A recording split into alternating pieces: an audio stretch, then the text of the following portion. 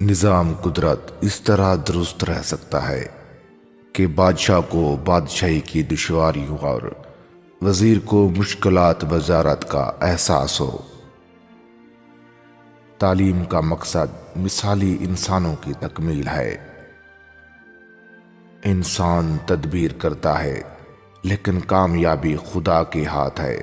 آنکھ والا وہ ہے جو اپنے آپ کو دیکھے۔ ایک اندھا دوسرے اندھے کی قیادت کرے گا تو دونوں غار میں گریں گے۔ جس طرح مچھلی دانے کو دیکھتی ہے، شکاری پر اس کی نظر نہیں جاتی، اسی طرح نادان نفع کو دیکھتا ہے، ضرر تک اس کی نگاہ نہیں پہنچتی۔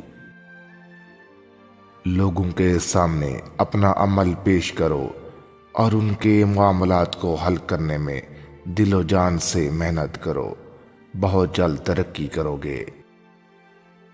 کتابوں کی سیر میں ہم داناؤں سے ہم کلام ہوتے ہیں اور کاروباری زندگی میں ہمیں بے وقوفوں سے واسطہ پڑتا ہے۔ خاموشی اختیار کر کے دوسروں کی نگاہ میں بے وقوف بننا مصر خاموشی توڑ کر بے وقوفی کا ثبوت دینے سے بہتر ہے۔ عورت اور شراب سب کو بے وقوف بنا لیتے ہیں۔ خاموشی دانش مندی کی علامت ہے تو صحیح، لیکن کبھی کبھی اس سے بے وقوفی کا ثبوت بھی ملتا ہے۔ خوشامد بے وقوفوں کی غذا ہے، اس کے باوجود بعض اہل تمیز بھی اس غذا سے بہرور ہونے کو مذموم نہیں سمجھتے۔ مکمل طور پر خوش ہونے کے لیے بالکل بے وقوف ہونا چاہیے۔ اگر بے وقوف اور عقل مند دونوں محبت کے اسیر ہو جائیں تو ان میں کوئی فرق نہیں رہ جاتا۔ اپنی جان کی فکر نہ کرو، ہم کھائیں گے کیا اور پیئیں گے کیا؟ کیا جان خوراک اور لباس سے بڑھ کر نہیں؟ جو خطرناک راستوں پر جان بوجھ کر قدم رکھتا ہے وہ جان اور مال کا نقصان اٹھاتا ہے۔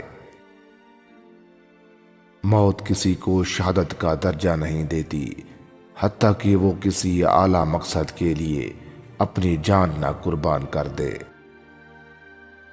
بڑھاپے سے ہر ایک کی جان جاتی ہے، پھر بھی لوگ طویل عمر کے خواہش مند ہوتے ہیں۔ کوئی شیشہ انسان کی اتنی حقیقی تصویر پیش نہیں کر سکتا جتنی اس کی بات چیت۔ ان کے دل خوف زدہ رہتے ہیں جو اللہ کی اطاعتیں کرتے ہیں۔ جن گناہ کے بعد اللہ کا خوف آ جائے وہ گناہ نہیں۔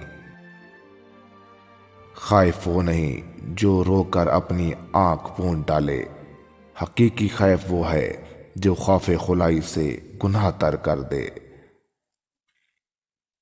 میں اپنے بیٹوں پر درویشی کی بنسبت امیری کا زیادہ خوف کرتا ہوں۔ دشمنی اگر تھوڑی بھی ہو تو بہت ہے۔ ہدیہ اور تحفہ آپس کی دشمنی کو ختم کرتا ہے۔ بخیل خدا کا دشمن ہوتا ہے، اگرچہ زاہدی کیوں نہ ہو۔ بری عادت ایک زور آور دشمن ہے۔ دشمن سے مغلوب ہونے سے بچتے رہو۔ کھلی ہوئی دشمنی منافقانہ موافقت سے بہتر ہے۔ ان حضرت صلی اللہ علیہ وسلم نے ایک مرتبہ ایک شخص کو دوسرے شخص کی تعریف کرتے ہوئے سنا تو فرمایا، تم نے اس کو برباد کر دیا۔ ایک اور موقع پر کسی سے فرمایا، تم نے تو اپنے ساتھی کی گردن مار دی۔ حضرت ابو ہریرہ سے روایت ہے کہ مومن اپنے بھائی کا آئینہ ہے، جب کوئی اس میں عیب دیکھتا ہے تو اس کی اصلاح کی طرف متوجہ کر دیتا ہے۔ رسول اکرم صلی اللہ علیہ وسلم نے فرمایا، جو روزہ دار جھوٹ بولتا اور اس کے مطابق عمل کرنا نہیں چھوڑتا تو اللہ تعالیٰ کو اس کے کھانے پینے چھوڑنے کی کوئی پرواہ نہیں۔ میری اور مجھ سے پہلے گزرے ہوئے انبیاء کی مثال ایسی ہے جیسے ایک شخص نے ایک عمارت بنائی اور خوب حسین و جمیل بنائی، مگر ایک کونے میں ایک اینٹ کی جگہ چھوڑی ہوئی تھی۔ لوگ اس عمارت کے گرد پھرتے اور اس کی خوبی پر اظہار کرتے تھے، مگر کہتے تھے کہ اس جگہ اینٹ کیوں نہ رکھی گئی تھی؟ تو وہ اینٹ میں ہوں، میں خاتم النبیین ہوں۔ اگر تم ان باتوں کو جان لو جو مجھے معلوم ہے تو بہت تھوڑا ہنسو گے اور کثرت سے روتے رہو گے۔ جو شخص اپنی نمازوں کی ٹھیک ٹھاک دیکھ بھال کرے گا تو وہ اس کے لیے قیامت کے دن روشنی اور دلیل بنے گی اور باعث نجات ہوگی۔ خدا پر راضی ہو جاؤ، غنی ہو جاؤ گے۔ اگر تمہارے نصیب سوئے ہوئے ہیں تو کچھ مضحکہ نہیں، مگر تم بیداری کو مت چھوڑو۔ اگر دولت چاہتے ہو تو تاک کھجور کے اوپر اول و آخر درود شریف کے ساتھ یا رزاق کو 333 بار پڑھ کر دم کر کے کسی پاک جگہ پر رکھ دیں، جلد دولت مند ہو جاؤ گے۔ قسمت کے کھیل بھی عجیب ہیں، جب یہ کسی پر مسکراتی ہے تو دنیا کی تمام نعمتیں اس کے حصے میں آ جاتی ہیں، جب یہ روٹھ جاتی ہے تو سارے بنے بنائے کام بگڑ جاتے ہیں۔ قسمت وہ چڑیا ہے جو دکھ اور سکھ اپنے پروں میں لیے پھرتی ہے۔ جب قسمت روٹھ جاتی ہے تو انسان کی فطری صلاحیتیں کم ہو جاتی ہیں، اور جب یہ مسکراتی ہے تو معمولی انسان کو بھی بہترین صلاحیتیں عطا کر دیتی ہے۔ قسمت انسان کو خوشحالی کے وعدوں پر رکھتی ہے، مگر محنت اسے آسودہ حال بنا کر دکھاتی ہے۔ بدقسمتی جہلوں کے حصے میں آتی ہے۔ تعجب ہے تقدیر کو عذر بنانا کہلوں کا شیوا ہے۔ تقدیر کا عذر آفات و مصائب میں ہوا کرتا ہے، اعمال و احکام میں نہیں۔ تقدیر بہت کم تدبیر کا ساتھ دیتی ہے، تقدیر ہمیشہ دلیروں کا ساتھ دیتی ہے۔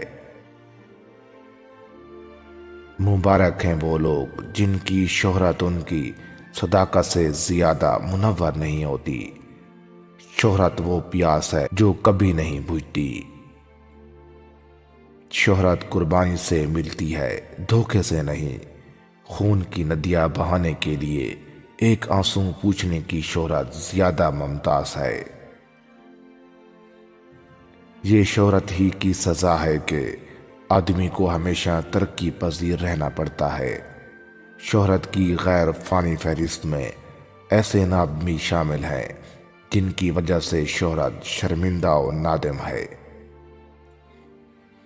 شہرت کا راستہ جنت کے راستے کی طرح نہایت دشوار گزار ہے۔ دشمن کی طرف سے کی گئی تعریف اعلیٰ ترین شہرت ہے۔ جب شہرت اور دولت کی ہوس ہم میں سے ختم ہو جائے گی، اس وقت ہم بہتر انسان بن جائیں گے۔ سب سے زیادہ شہرت ڈاکوں کے حصے میں آئی ہے۔ شہرت پیدا کرنے کے لیے دولت پیدا کرنے کی ضرورت ہے۔ زندوں کے مقابلے میں مردوں کی شہرت زیادہ ہے۔ شہرت تیز رفتار مگر بے پر کا پرندہ ہے۔ شیطان کا سب سے پسندیدہ چیلا وہ ہے جو فضول خرچ ہے۔ فضول خرچ شخص اپنے آپ سے بے وفا ہوتا ہے۔ تنگ نظر شخص مستقل و خوفزدہ رہتا ہے۔ تنگ نظر شخص ترقی کی راہ میں رکاوٹ ثابت ہوتا ہے۔ امن کا تعلق خواہش سے نہیں، عمل سے ہے۔ سکون برقرار رکھنا چاہتے ہو تو زبان کو کلام کم سے کم کر دو۔ نا امید شخص کی محبت غم قاتل سے کم نہیں۔ بھوکا شخص بالآخر شرافت بیچنے پر مجبور ہو جاتا ہے۔ ہر شخص کے چال چلن کی تصدیق مت کرو، بہت زیادہ بولنے والا بہت کم شریف ہوتا ہے، شریف الطبع آدمی نگاہیں جھکا کے چلتا ہے۔ ہر جھوٹ بالآخر پھوٹ جاتا ہے، جھوٹے کی زبان سب سے لمبی اور عمل سب سے مختصر ہوتا ہے۔